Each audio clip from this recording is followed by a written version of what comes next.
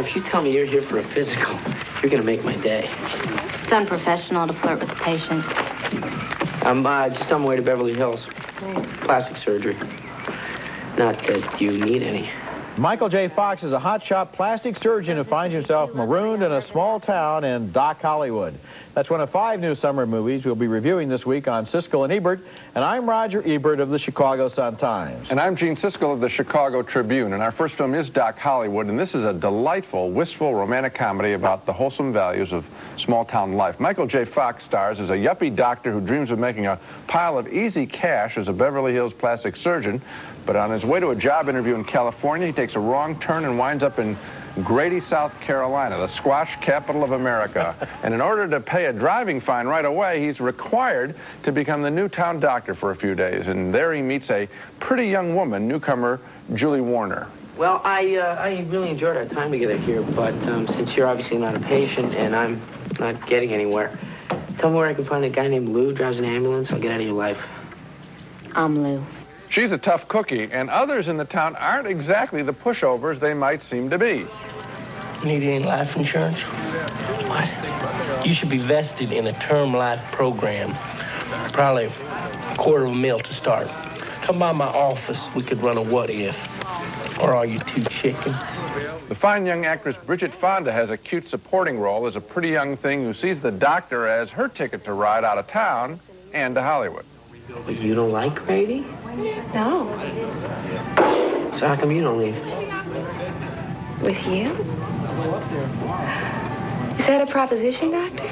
But the main and most endearing relationship in the film is between the young doc and the ambulance driver. I suspect your version of romance is whatever will separate me from my panties. Look, all I'm talking about is dinner. You know, in public, wear a dress.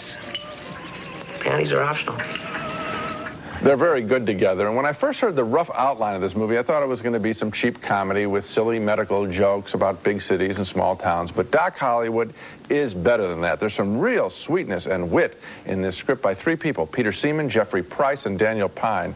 Lots of the characters in this town of Grady are fleshed out in just a few minutes, and Michael J. Fox gives an absolutely winning, droll comic performance. I think he's really underrated as an actor, and Julie Warner, the newcomer, is equal to the fine part she's been given. I really liked Dock, Hollywood. I really liked it, too. You know, there is an intangible aspect to some actors that is very important to a movie like this, and that is they've got to be likable. Michael Fox and Julie Warner here are really warm and sweet and funny and right together. The chemistry is there, and the movie, you're quite correct, is not like the trailer. I've seen the trailer, I guess, about a dozen times. I thought it was going to be some dumb comedy. This is a love story. It's a romance, and I realized how hungry I was for a movie like this as I was watching it. And also, the level of it is the level of writing here, because there are little idiosyncratic things given to some of the characters where somebody had to spend a little, you know, another couple of weeks on the script, and that's what I like to see. But the director, Michael Caton Jones, also deserves a lot of credit. And for example, there is the big love scene in the movie.